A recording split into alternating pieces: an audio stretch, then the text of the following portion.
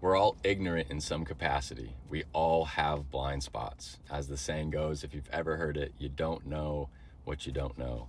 And Solomon in chapter 14 of Proverbs speaks to this concept in verse 12, where he says, "There is a way that seems right to a man, but in the end it leads to death."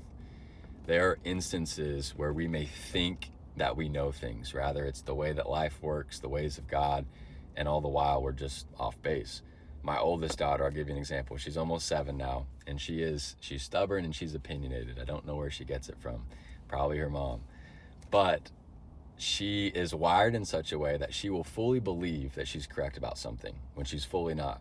And she'll argue with you about it, all the while not knowing that she's actually in the wrong.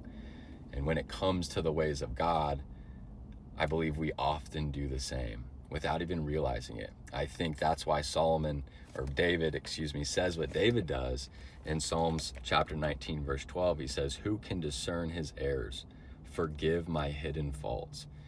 David is acknowledging that his own self-awareness has limits. There are sins that he's committing that he doesn't even recognize as sins, blind spots that he has in his character or his conduct, and he's asking God to cover those things.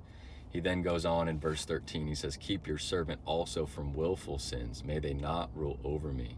Then I will be blameless, innocent of great transgression."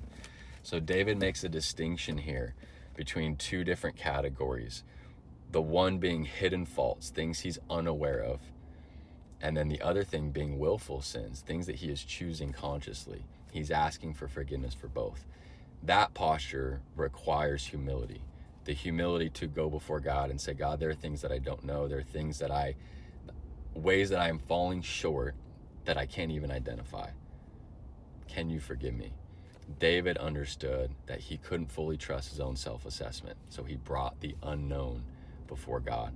And Solomon is warning us to do the same here in chapter 14.